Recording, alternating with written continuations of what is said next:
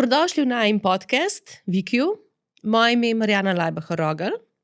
Zadnjih 25 let se ukvarjam z razvojem vodij, timov, organizacij. Ključne teme, ki jih naslavljam, so zrelost, sistemski pogled na organizacijo in na time. In ja, to so teme, ki bi jih želela pripeljati tudi v slovensko okolje. In moje ime je Katja Pruša, sem coachinja za razvoj leadershipa, organizacijske kulture, združujem pa 20 let izkušenj iz poslovnega sveta in pa ljubezen do razvoja ljudi. Nekako navdihujejo me sistemi v naravi, recimo gozdovi, ki so ravno zaradi te svoje kapacitete povezovanja zmožni počrpati neko tako kolektivno inteligenco. In to bi rada pravzaprav prenesla v svet biznisa. Za bolj trajnostno naravnano, za bolj zavestno družbo. In zato sem midve tudi tukaj. Svet danes je pravzaprav vedno bolj kompleksen, vedno bolj nekako nepredvidljiv. In lahko rečemo, da mislim, da to vsi na svoji koži čutimo, da smo kar tako v enem prepletu enih zelo različnih kriz. Geopolitična, ekonomska, družbena, podnebna, pa še bi lahko naštevali. Tako, da smo v neki taki metakrizi. In te metakrize pravzaprav ne bomo zmogli rešiti s tem istim mindsetom, s katerim smo jih pravzaprav ustvarjali.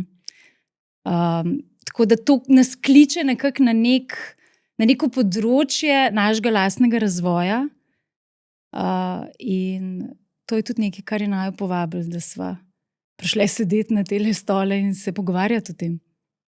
Ja, in lepo si povedala, Katja, da ne bomo mogli rešiti z mindsetom, ki smo ga imeli, in je tudi malo zanimivo pogledati, kakšen pa je bil mindset, ki smo ga imeli. Ko jaz čutim, da smo zelo na neki točki, ko se spreminjajo paradigme, številne paradigme in predpostavke, na osnovi katerih sploh razumemo sebe, razumemo organizacije, razumemo time. In mislim, da se na nek način tako tudi prebujamo v neko novo zavest, kdo sploh smo, kdo so sploh organizacije, a so živi organizmi, a so stroji, s katerimi lahko ravnaš po metodi 5 korakov do. Tako da ja, sem vesela, da bova malo odpirale ta vprašanja, mogoče bolj, da bova dale neke zagotove odgovore, ampak dejansko res so tu vprašanja, katere so tiste predpostavke, ki jih želimo ali pa rabimo presežiti, da bomo lahko šli naprej. Ja, in spreminja se tudi paradigma leadershipa. In če tako pogledamo, recimo 100 let nazaj smo razumeli, da tisti, ki je bolj pameten, se pravi v kontekstu neke inteligence, IQ-ja, tisti pravzaprav je tudi bolj uspešen.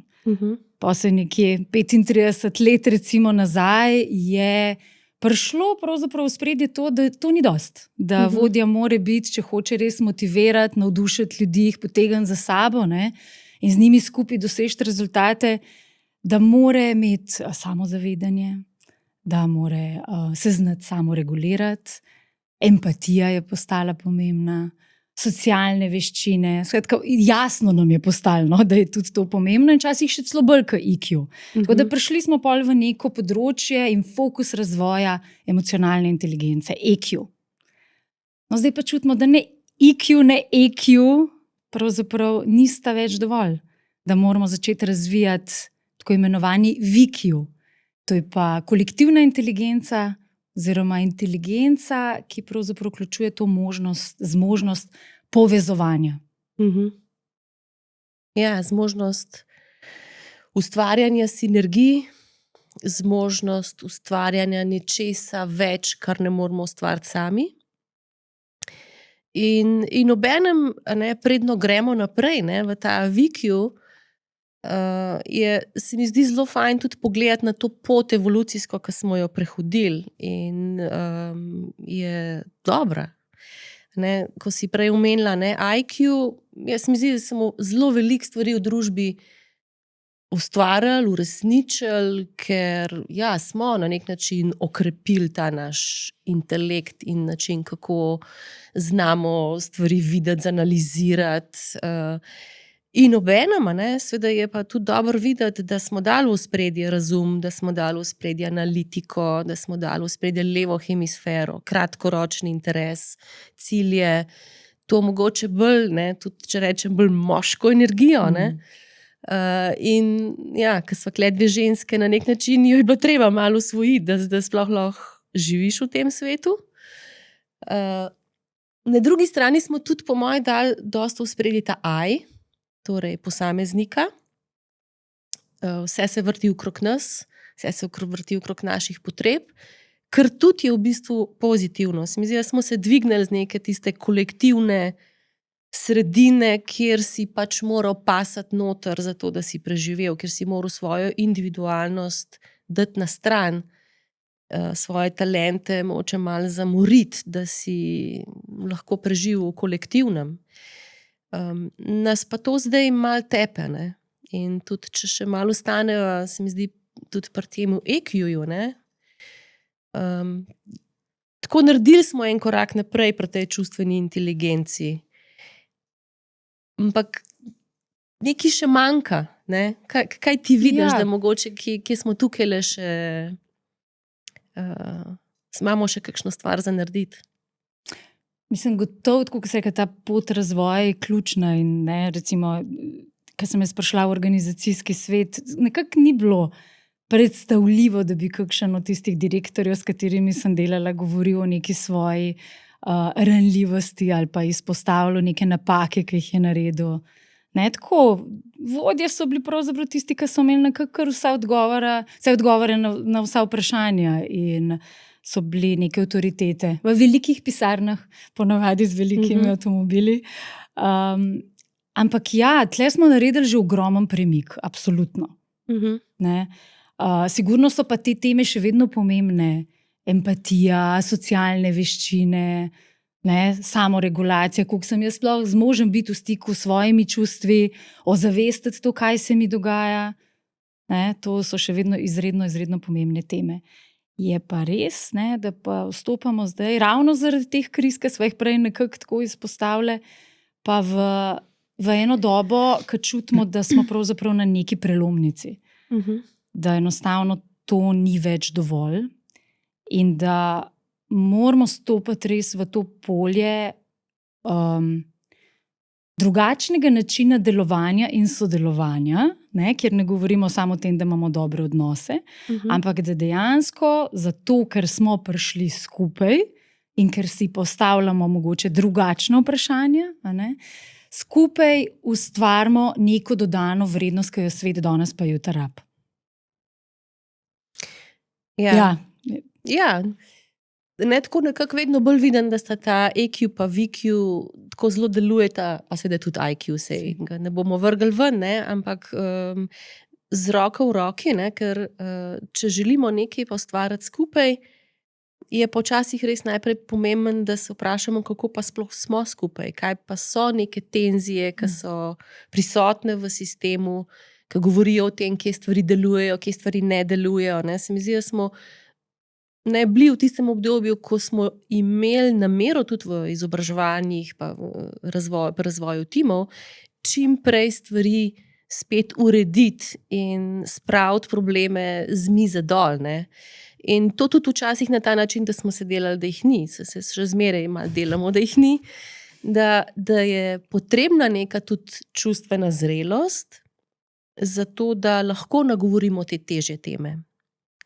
In tako v coachingu včasih je bilo bolj pristop, povej mi, o čem si želiš govoriti.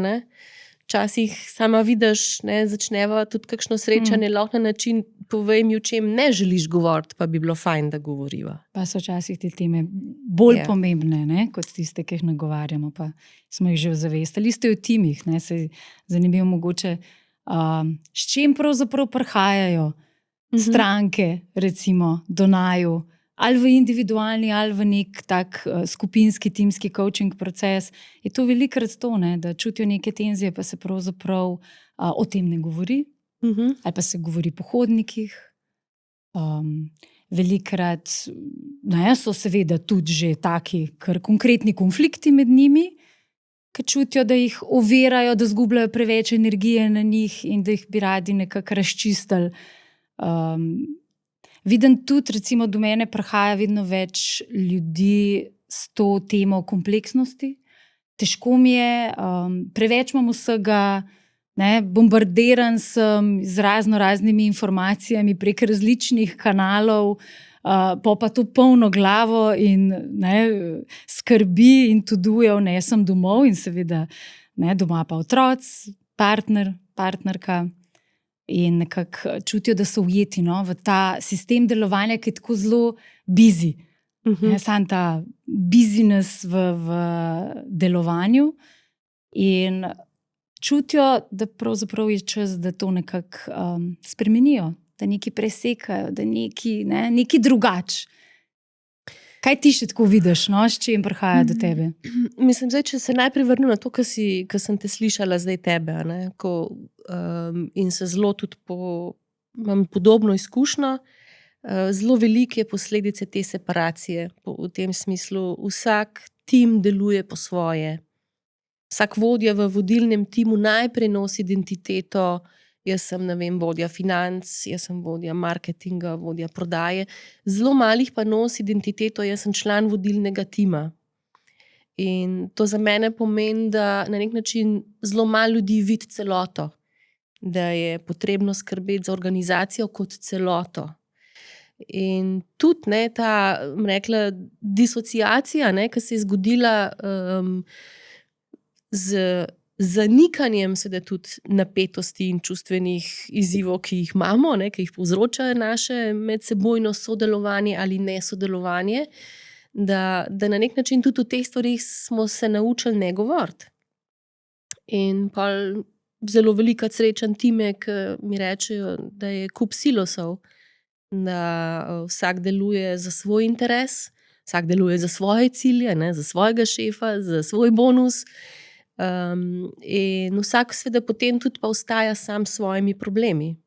Čisto praktično to, kar jaz vidim, je, da velikokrat so ljudje sami s tem, kar je potrebno nositi. Sami z vsemi problemi. Da je vodja še zmeraj, ko useka ta kompleksnost, kar pomeni, da se zgodi nek moment negotovosti, nepredvidljivosti, ki je danes vse prisoten. In gre za vprašanje, koliko pa mi zdaj znamo s to negotovostjo živeti, koliko znamo predelati, predihati, prebaviti. In če jo ne znamo prebaviti in nas malo ugrabne, pa običajno malo nazadujemo. Pomeni, če sem jaz na dober dan sposobna nekega sodelovanja, sem sposobna iti v tvojo pisarno in reči: Katja, jaz imam res problem.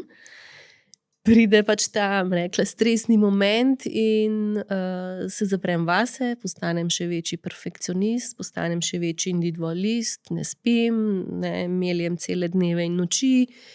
In mi je zadnjič vodja tako lepo rekel, nisem še dobil dokončnega odgovora.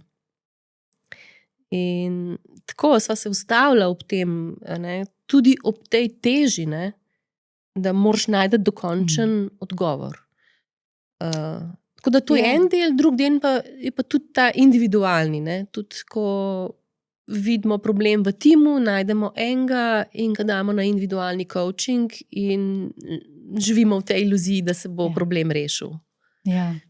Tako, več stvari se mi je zelo sprožilo, ker sem te poslušala. Eno je to, a sploh recimo zmoremo kot vodje reči, da nimamo odgovorov? To je tudi ta veliki shift, ki se mora zgoditi in gre od tega premika, v pravzaprav to ranljivost, do tega, da nekako poiščemo rešitev skupaj. In to je značilno za neke kompleksne sisteme, da pravzaprav ni nekih receptov. Te stari recepti, recimo leadershipa, ne delujejo več. Zato vidimo, da se zatikamo in spotikamo sami vase na različne načine. In še to se mi dala misliti, recimo, ko sem te slišala, te zgodbe, ki se v timih dogajajo, ko pravzaprav vsak nosi neko identiteto teh različnih funkcij, koliko pravzaprav energije se s tem zgublja. V organizacijah, če bi začeli nekako vlagati bolj v to razvijanje neke kolektivne zmožnosti, kapacitete, VQ-ja pravzaprav, se to lahko zgodijo taki prebojni elementi. Koliko je gre pa v nič, ko pravzaprav vsak sam vleče to neko svojo agendo. In velikokrat pol pridejo vodje in reče, meni se zdi, da sem za vse sama. Ni ownershipa v mojem timu, to je tako zelo pogosta tema. Saj imamo neke skupne cilje, saj to smo vse definirali, jaz se trudim maksimalno, da jih bom motivirala, ampak še vedno oni kar ne zagrabijo. Ne. Ja, čist praktično, tako včasih vidim ena taka formula, ki jo mi da rade uporabljava, 3+3 je 12. In jaz vem, da pač se marsikomu to zdi čist iluzija, ampak čist praktično pa včasih vidim, da 1+1 je 1. V smislu, da sedita dva sodelavca ali pa sedita še boljš vodja in sodelavec, pomeni 1+1, in niti do 2 ne pridemo. Kaj ima šef vedno prav?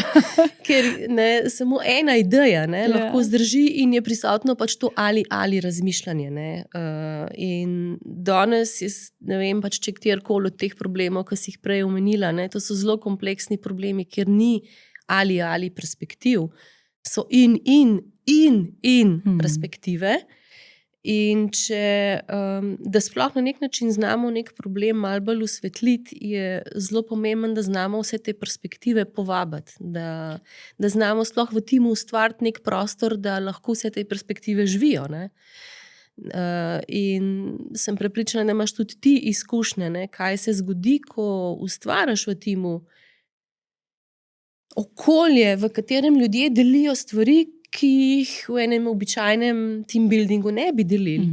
In pogled na partnerstvo z zaposlenimi, pogled na partnerstvo z drugimi deležniki, z lokalno skupnostjo. In ja, šele ko v timu dobiš priložnost, da pridejo ven vsi glasovi, se začne ustvarjati večji uvid v to, kaj se sploh dejansko dogaja. Pa ne samo vsi glasovi, tudi vsi občutki. Ker včasih, ne vem, kako ti doživljaš to, ampak jaz včasih, ko začnem srečanje s kakšnim timom, mi kar dela želodec in začutim marsikakšne stvari, ki se med njimi dogajajo, ne dogajajo, ko vidiš, kje so neki zastoji, in se neke povezave ne vzpostavljajo, ne tečejo. In ja, 3+3 je možen 12? Absolutno je lahko 12. Spomnila sem se enega primera, ki smo delali z enim startup podjetjem, kjer v bistvu raven to, ki si omenila zdaj, to ozaveščanje, kdo so pravzaprav vsi tisti, stakeholderji, vsi tisti deležniki, s katerimi se mi povezujemo in bi se morali povezati. Ko so začeli nekako to mapirati, pa pravzaprav povabiti te glasove noter, jih dejansko vprašati za feedback, vprašati o tem, kako oni njih doživljajo kot vodstveni tim v njihovem startup podjetju, so se odprle ene teme, ki jih pravzaprav prej oni sami niso bili zmožni identificirati. In to je šele njim pravzaprav nekako začeli narekovati neko drugačno pot njihovega lastnega razvoja. Da so začeli graditi ta kolektivni leadership, to, da so oni, da imajo en glas, da ko grejo do strank, da ko grejo nagovarjati recimo trg ali pa delati tisto svojo mrežo partnerjev, s katerimi sodelujejo, da je pomembno, da gradijo ta nek skupen en glas, ki ga oni imajo, in eno leadership prezenco. začeli so se sprašovati tudi o tem, zakaj mi obstajamo kot leadership team. A sploh moramo biti mi leadership team, a nismo mi tako pač to naš startup podjetje. Ne? Ta identiteta je bila tako močna za njih. In šele, ko so to začeli razlikovati, da eno je to, ta namen in poslanstvo, ki ga oni imajo kot organizacija, drugo je pa ta namen, ki ga skupaj odkrijajo, zakaj oni so kot leadership team, je spet to narekovalo, eno drugo pot njihovega razvoja. In super je bilo pol čez čas videti, ko so dobili feedback od svojih poslovnih partnerjev, ki so jim rekli, vas je zdaj čisto drugače začutiti. Ko vas vidimo, ko imate neke webinarje, karkoli, na kakršen koli način so že prišli z njimi, je to zdaj čisto ena druga slika. Da ne govorim o tem, da so se pol priložnosti za posel začeli odpirati, ker so do strank drugače začeli prihajati. Tako da absolutno je možno, se je pa treba druge stvari spraševati. In recimo eno od močnih vprašanj, ki sem jaz videla, da marsikdaj odpre kakšne zanimive debate v vodstvenih timih, je to, čigavih glasov pravzaprav sploh ne slišimo. Koga niti povabimo ne zraven. Ja, recimo glasov, ki bi jaz želela, da bi jih več slišali, ali pa so recimo glasovi naslednjih generacij. V tem pač Wikiju sigurno zahteva, da začneš proces od zunaj navznoter.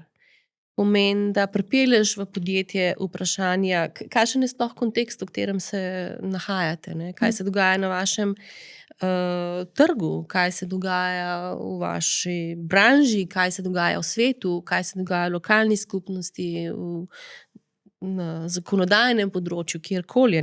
Se mi zdi, da je včasih bil bolj pristop, dajmo mi zdaj si izmisliti, kaj zdaj mi želimo, kaj je naša vizija, pa kaj je naše poslanstvo. Danes sedaj pa zelo pomemben pristop, kaj dejansko ekosistem, znotraj katerega delujemo, od nas potrebuje. In je tako malo bolj humble vprašanje za en vodilni tim, kaj dejansko naši zaposleni rabijo od nas, kaj rabijo naši poslovni partnerji od nas. In da se iz tega ven generira aktivnosti in poslanstvo in pot in vse skupaj. In to so v bistvu čisto drugačna vprašanja. In eno od vprašanj, s katerim jaz, mogoče je to tudi eden od razlogov, zakaj danes tukaj sploh sem, je, kaj rabijo naslednje generacije od nas, zato da bojo sploh lahko. Nimam tako zelo optimističnih, sem optimist po naravi, ampak nimam občutka, da če se enostavno prepustimo toku evolucije, da nas bo življenje razvilo do te mere, da bomo lahko kos tem izzivom. Mislim, da smo danes v trenutku, ko je zavestna odločitev za to, da začnemo drugačna vprašanja postavljati, da začnemo drugače pristopati k razvoju in da ne razvijamo več zgolj kompetenc, ampak da razvijamo neke druge kapacitete, ker se mi zdi, da to tudi bo ena sigurno od najnih tem v nadaljevanju, da to so zelo pomembna vprašanja. Ker smo prva generacija, ki ni pripravila svojih otrok na ta svet. Ja, in to verjetno je tudi razlog, zakaj smo mi dve tle. Ja. No pa zakaj pa si tle? Ker pravzaprav tudi mi dve smo tle na enem zelo na enem razvojnem robu, oziroma ven iz cone udobja, definitivno. Tlele sediva na enih rdečih foteljih, tako da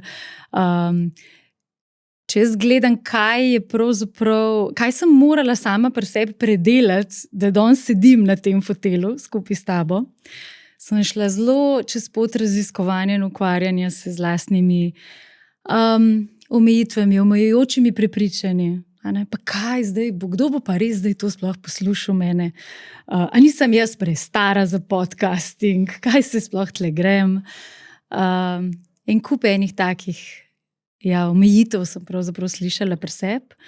Po drugi strani pa eno tako zelo močno silo, ki me je vlekla v to polje mojega lastnega razvoja in da stopam ven iz te cone udobja in da res nekaj naredim. In nagovoril me je ravno to, ker si odprla.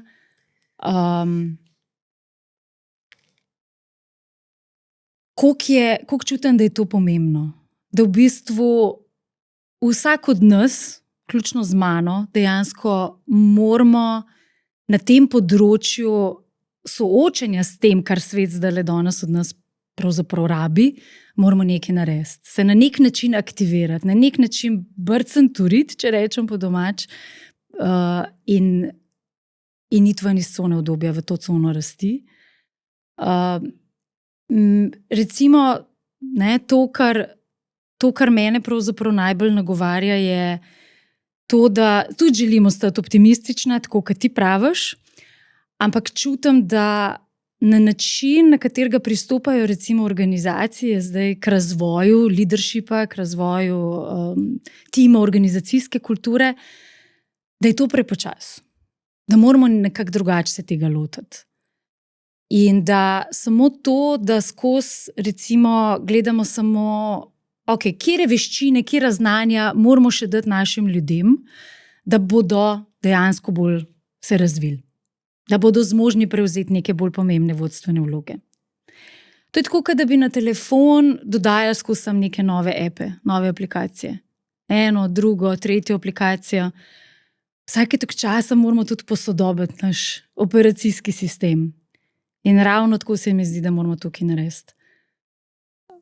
Nek premik v naši zrelosti, razumeti sploh, kaj ta pot razvoja od nas pričakuje.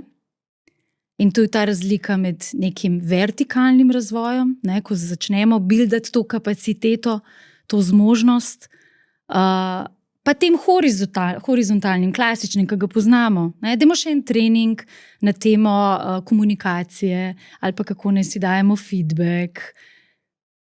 Ja. Vidimo, da ni tega.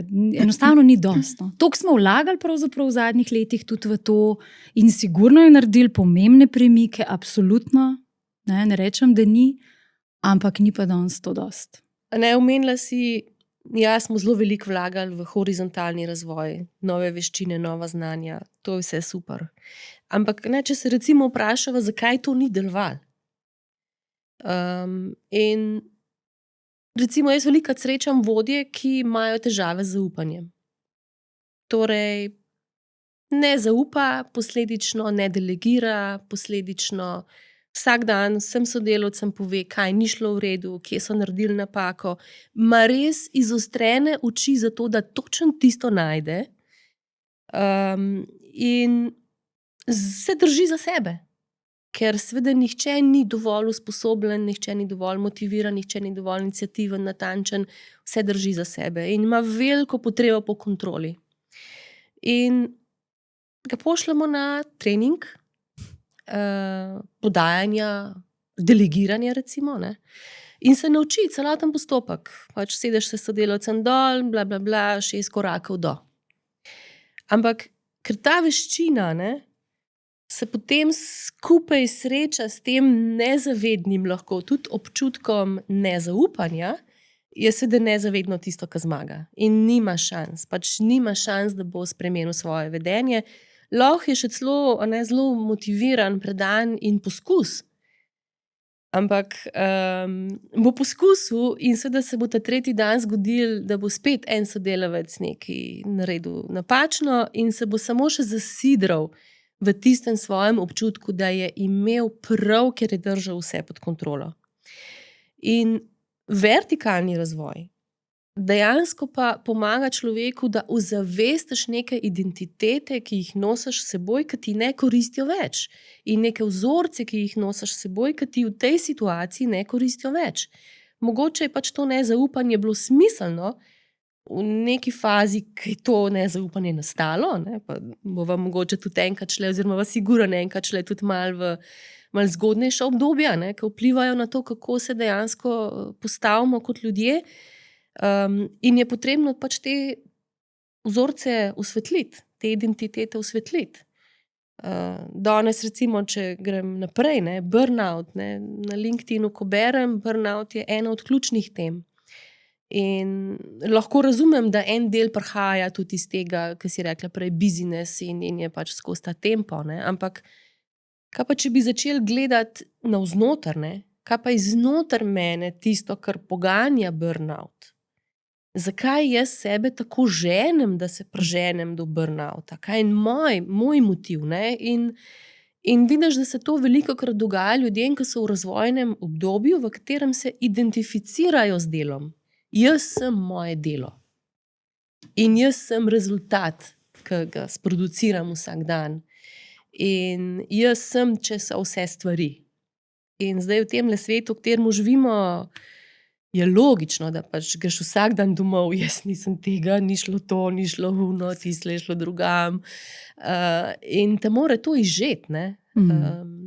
In po drugi strani, ne, da dam pa še eno drugo perspektivo, ne, ko sva prej omenjali IQ, ne, se čustvena stanja, ne, se mi zdi, da so se ljudje začeli čustveno prebujati in čustva so pač neka energija, ki se dvigne in mi ne znamo s to energijo nič početi pametnega, ker smo v tem delu, da bi se morali počutiti dobro in pol to energijo enostavno porivamo dol.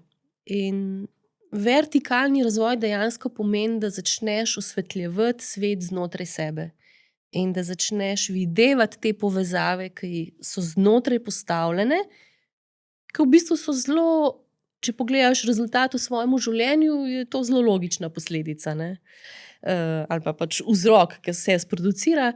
In ko pa začneš te stvari osvetljevati, pol se pa lahko operacijski sistem zamenja, ki si omenjala prej. Pol pa lahko jaz raziskujem, če zdaj ne želim, da me definira nezaupanje in se bom zavestno učil zaupanja, kako bom pa zdaj se tega lotil? Kje bi bil zdaj najmanjši eksperiment, ki ga lahko naredim, da bom dobil dober rezultat? In delaš dejansko na vzpostaviti drugačnega operacijskega sistema. In tukaj se pa začne dogajati pa preboj.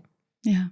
Mogoče morava še tako bolj enostavno tudi razložiti najnim poslušalcem, kaj res ta vertikalni sploh pomeni. Recimo, jaz sem se spomnila, ko sem te poslušala zdajle, kako so nas na faksu učili, da razvoj v dobi pač odraščanja poteka po določenih fazah. Ne?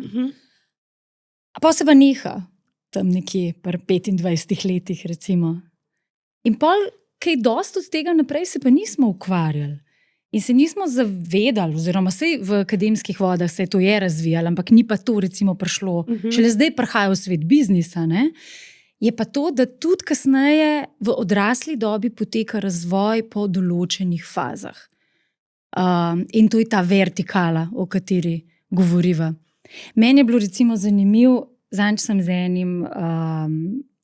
z enim vodjem delala, coaching, in je prišlo v tem procesu tako do enega trenutka, ko je on pravzaprav videl na enem čist banalnem primeru, ki je nek tak mini vpogled, en tak mini assessment, recimo sva delala skupaj in se je nekje zataknil. Ker mu ni bilo všeč, kako so neke kategorije tam razporejene na tistem listu. Tako dejansko, ko gledaš brez veze, a ne? Ni to vplivalo na rezultat tega ali kakorkoli. Ampak njega je to tako zelo zmotil. In ko sem ga jaz malo povabila, da to tako malo z balkona pravzaprav pogleda sebe zdaj v tem delovanju in v tem mindsetu, ki ga ima, kaj vidi. In je zmogel videti sebe, kako se non-stop zatika v službi, s kolegi, doma, z otroci. V tem, da ima on svoj prav. On je ekspert na svojem področju, on ima svojo neko resnico in karkoli odstopa od tega, ni prav, ne more delovati. In seveda dobro namerno, ker to je vse namenjeno temu, da se izboljšujemo in tako, ampak ne. Ta zmožnost, to je bil shift recimo v smislu, je bil nek tak vertikalni moment pri njemu, bi lahko rekla, ko je zmogel videti sebe v tem načinu delovanja. In potem kasneje recimo biti pozoren na to, ko se v to ujame. Razmišljati bolj zavestno o tem, zdaj sem se spet v to ujel. Kako se lahko zdaj tukaj malo distanciram, pa malo probam širšo sliko dojeti. Zdaj si tako, da mi je prišla taka asociacija, ne, da obstaja tudi VQ na individualnem nivoju, v smislu pač, prej, ko si ti govorila o tem, zakaj si ti tukaj. Jaz v bistvu imam zelo podobno izkušnjo kot ti.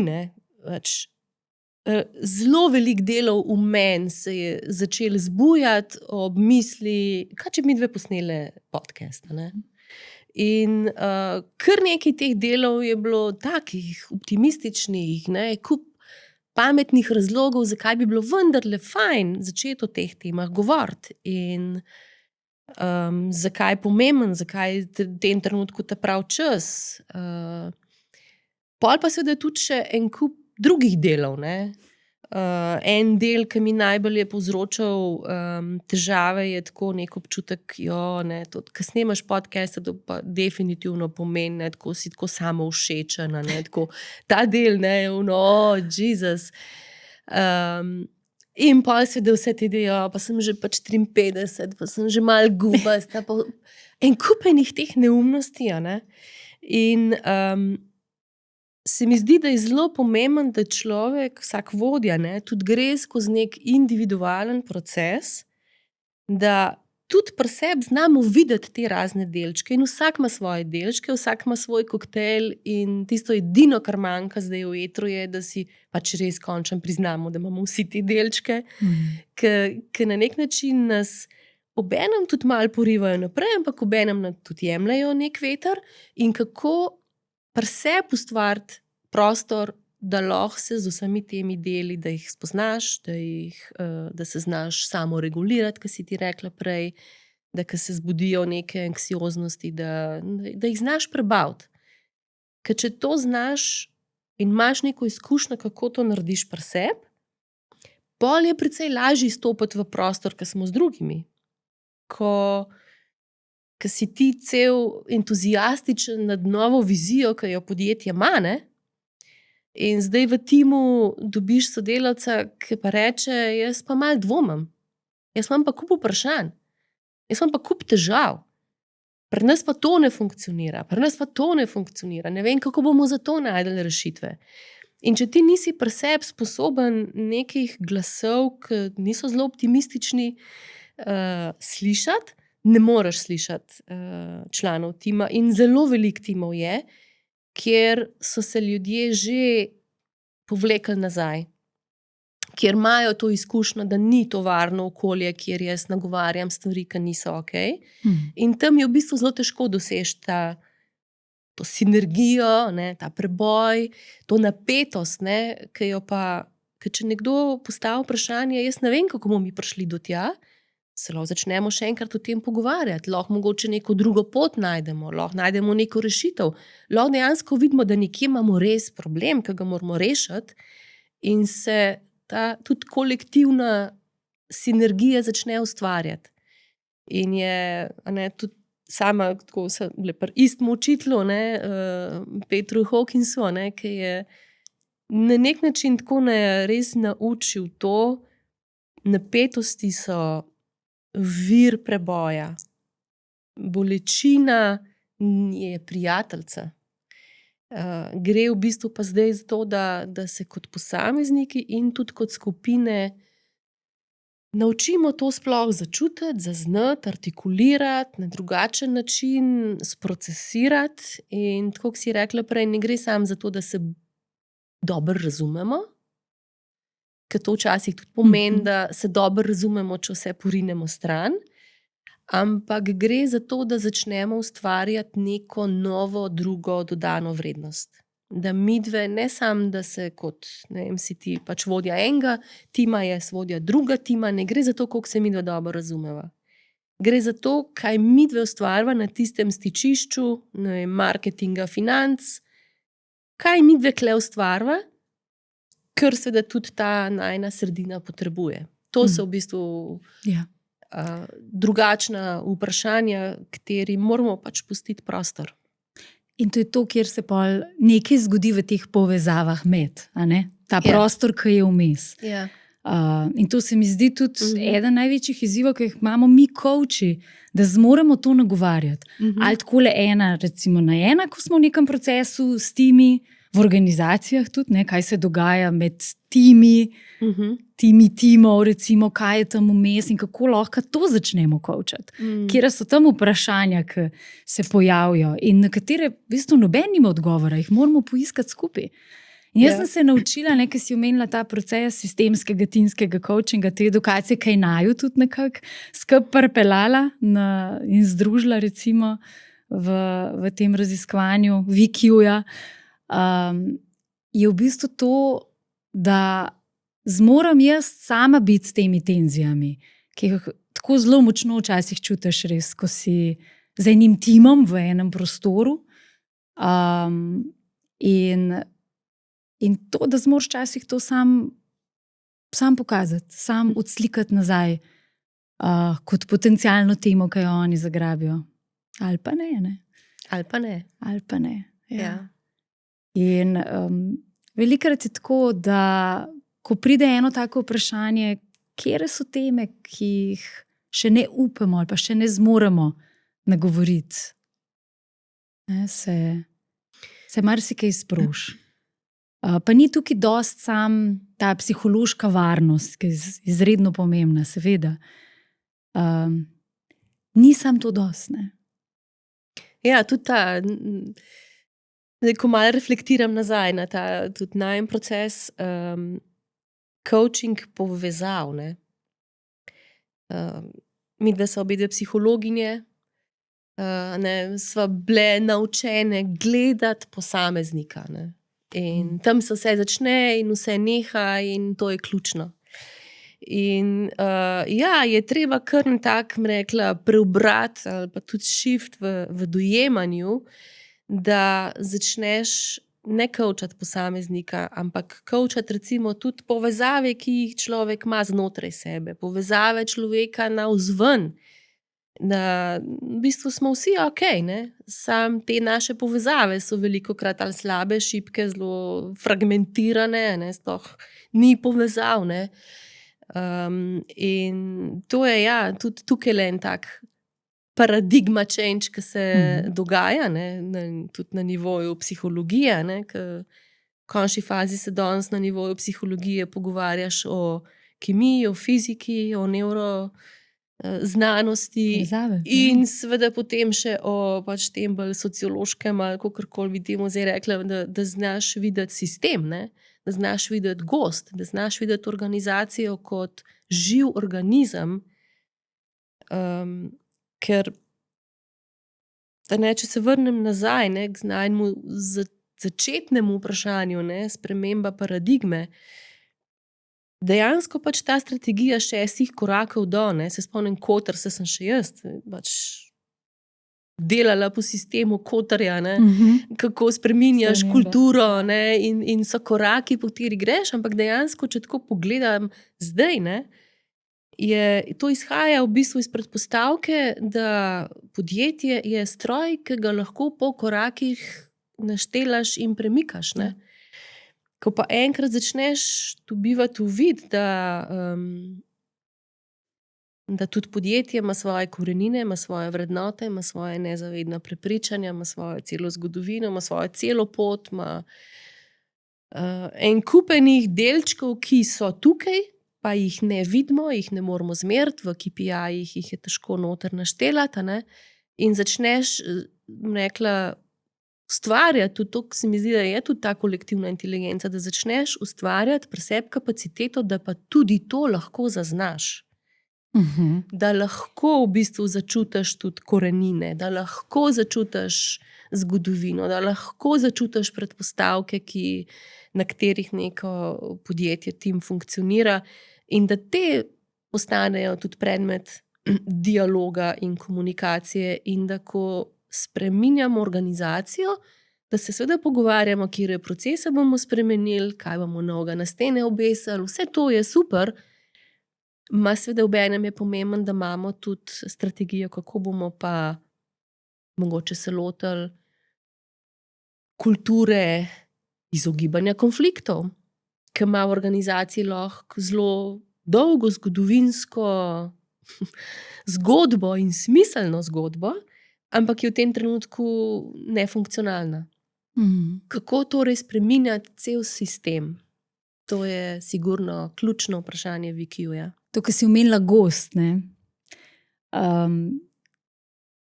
Naraven gost, ki res ima te močne povezave, recimo dreves z glivami, ki se ustvari ta Wood Wide Web sistem,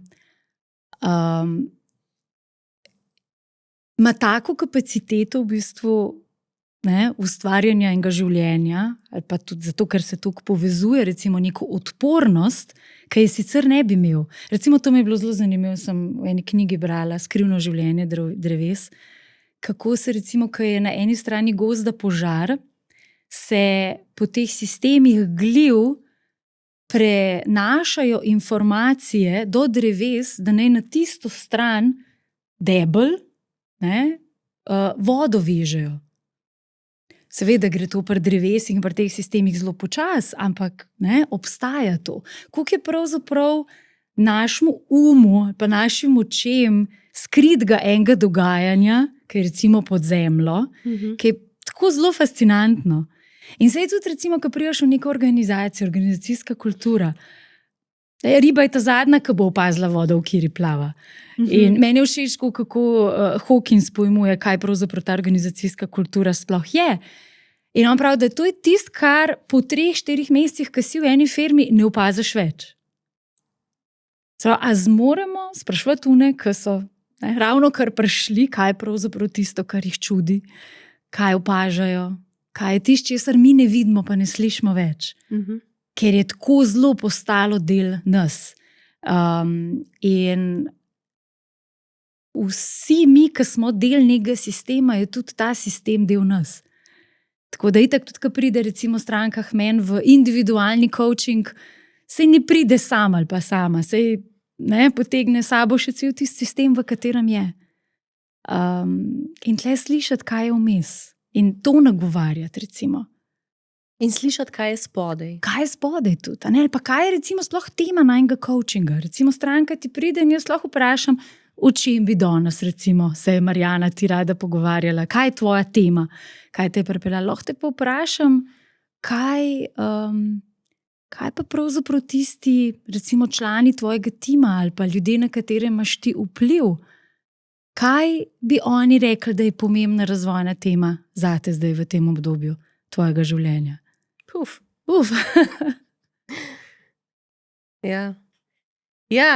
Artikulirati tisto, kar je spodaj. Dala en tak čist zelo iz včerajšnjega enega coachinga, ne. Se je vodja pritoževal, da ne slišijo njegovih predlogov, ne, in da ne slišijo njegovih pobud. In dejansko pač predlogi, pobude, ki jih ima, so ok, vsebinsko so ok, ne. Ampak pa so stvari tako malo razdelala, ne, in prišla do tega, da vse te pobude, ne, pa prihajajo iz predpostavke in prepričanja, da vsi nimate pojma. Ne, pač nič vam ni jasen. Ne. In ko sem tako malo prepeljala nazaj, ne, da vsebina je v redu, ampak kako bi se on odzval na vsebino, če pride iz občutka nekoga druga do njega, ne? Nimaš pojma, da ti bom pa jaz povedal, kaj je treba. Ne? In to v bistvu na nek način smo malo zgubili jezik za to, pa smo malo zgubili ostrino za to, pa smo malo zgubili tudi telo je tisto, kar nam lahko zelo pomaga, da začnemo stvari čutiti, ki so tukaj. Ne? In pa tudi čisto praktično, ko vidiš v timu, da se recimo 2 člana vodilnega tima enostavno ne morata, da hodita drug mimo drugega, kako eden pove nekaj, začutiš čustveno reakcijo na drugi strani in v neki kulturi je to postalo že tako je. Ne? Tako je že 10 let. Ne? In nič novega mi niste povedala, Marjana. In jaz velikokrat rečem, ja, verjetno ni nič novo, ne? Samo bolj vprašanje je, koliko časa je že tukaj, pa je točno tako, kot je. Ne? In ja, osvetliti tisto, kar je manj vidno, nagovoriti tisto, kar je manj vidno, ker samo tako lahko ali kot posameznik, ali kot tim, ali kot organizacija tudi dobiš neke nove mehanizme, kje lahko stvari spreminjaš. Ker na površini lahko stvari spremeniš in je dosti simpel. Za katerokoli stvar danes, ki človek ne ve, kako bi jo rešil, greš na YouTube, tipkaš, dobiš posnetek, katerokoli stvar, ali je to na področju vodenja, ali je to, ne vem, če hočeš v kopalnici nekaj izrihtati. Pri kompleksnih problemih, in ljudje smo kompleksna bitja, odnosi so najbolj kompleksna stvar v našem življenju, katerokoli odnos. Če sem jaz sama s sabo, je že to en kompleksen odnos. Če sva dve, je že večja kompleksnost. Če da si pa 15, je pa zelo kompleksno. Če nas je pač cela organizacija, je pa še bolj kompleksno. In se mi zdi, da smo zdaj v fazi, ko se je potreben pač te stvari učiti in se vsi skupaj učimo. Jaz nimam občutka, imam občutek, da nekaj stvari vem, imam zelo občutek, da ogromno stvari ne vem in čisto vsako zgodbo, v katero se vtaknem, se tudi jaz zelo veliko stvari naučim. In tudi je zdaj mogoče bolj tudi ta pristop, da tudi mi, ki stopamo v organizacije, da stopaš z njimi skupaj od prvega trenutka, da jaz se zelo potrudim, da me ne doživljajo kot coacha, kot ne vem, neko zdaj drugo entiteto, da pač me doživljajo kot sokreatorja in da tudi jih povabim v aktivni način delovanja, kreiranja, kaj sploh bomo nagovorili, ne? Kaj sploh je res najbolj pomemben v naši organizaciji, da se premakne, da bomo kot kolektiv lahko boljši. Greš, mislim, dejansko tudi meni zelo pomembno, greš v to vlogo res enega partnerskega odnosa. Tako. To vzpostavljaš in si tam skupaj z njimi. Ne? Nisi tisti, ki nosiš odgovore, rešitve ali pa ki boš karkoli odpredaval, ampak pravzaprav odpiraš ta, pomagaš jim, ne, odpirati prostor, mogoče z vprašanji, včasih sam z neko tišino, z neko prisotnostjo, s tem, da kaj odreflektiraš, kar vse čutiš, recimo. To je bilo meni to zelo močno spoznanje, da si ti lahko nek inštrument, neke spremembe, ki se pol v enem timu začne dogajati. Tako da, jaz sem recimo sama šla čez to pot, tudi zdaj sem malo probala se spomniti, kako je šel res ta pot razvoja, dela s timi, recimo. Veš, ko smo v začetku zelo veliko se ukvarjali s tem, ok, smo delčki, smo posamezniki in bolj, če bomo razumeli drugega, pa bomo naredili kakšen assessment, ki nam bo pokazal še neke osebnostne preference, bolj se bomo razumeli in bolj bomo zmožni skupaj delati. Pa se je to razvil mogoče v nek tak bolj timski razvojni proces, ki smo se ukvarjali, kako je lahko ta tim zdaj čim bolj učinkovit, nek tak high performing team development. To je tako, so bili taki intenzivni procesi, so se že odpirala ta vprašanja, gledali smo, zdaj pa tole bo pa naš purpose, ampak smo ga iz sebe postavljali. Zdaj pa tudi recimo, smo gledali, ok, zdaj so to naši cilji, smo se pogovarjali o vlogah, super, ogromno stvari se je odprlo. Ampak še vedno smo gledali na tim izoliran od sistema. Še zmeraj smo se ukvarjali samo s timom, mogoče smo se kakšnih interfejsov okrog dotaknili, izboljšali sodelovanje s kakimi funkcijami, s kakimi deležniki, ampak res pa nismo pogledali celega sistema, katerega del ta tim je in ki ga skupaj sooblikuje. To je pa zdaj ta sistemski vidik, recimo, ki sva, vsaj meni, odkar sem šla v ta proces edukacije noter, pravzaprav čutim, da sploh ne morem več drugače. Ja, sej, to je na nek način, tako sem tudi skostala najin razgovor, rekla, to je nekaj, kar je fajn, da izpostavlja, da pač VQ ni nekaj umetnega, to zdaj ni nek pač zdaj koncept, ki ga smo pripeljali od nekje. Kolektivna inteligenca obstaja tudi danes, marsikje, nekje zelo lepo cveti, živi in je del naravnih sistemov. Tisto, kar je sedaj ključno, je, da sploh pač tem naravnim sistemom lahko omogočimo, da postanejo naravni spet. da lahko prineseš poleg IQ-ja, pa poleg leve hemisfere tudi desno. Pa je to za ženske in za moške pomemben, ne, ker na nek način desna hemisfera, ali pa pač se tudi so te stvari danes verjetno kakšen nevro bi mi rekel, da sem čist napačno zdaj to interpretirala, ker niti niso več tako stvari ločene, ali kakorkoli, ampak po tej paradigmi, ne, da je tudi pomemben, da razmišljamo kratkoročno in dolgoročno, da je razum in da so čustva, da je akcija, ampak da je tudi refleksija, da je ne, da na nek način pač lahko človek pripelje vse. In danes veliko govorimo o mladih generacijah in da bi želeli imeti smisel, ne, mlade generacije hočejo imeti smisel, to več skozi poslušam, kar v enem delu pomeni, tudi o duhovni komponenti se bomo začeli pogovarjati, ne, ker na nek način smisel pomeni, da pač počnem nekaj, kar je več kot jaz sam in kar je pomemben mogoče še za nekaj več kot sem jaz sam, in je to doumevanje, da itak smo bili tudi že včeraj, so povezani, so odvisni, integrirani, sam smo se obnašali, kot da nismo. Ne, če pa čistko praktično pogledaš, ne preživiš tudi minute, ne, če ne sodeluješ z okoljem. Ne, pride kisik. Ne. Vse dobimo iz okolja. Ne moreš, kot sam, kot entiteta pač ne moremo preživeti. In zato VQ je še kako pomembna tema.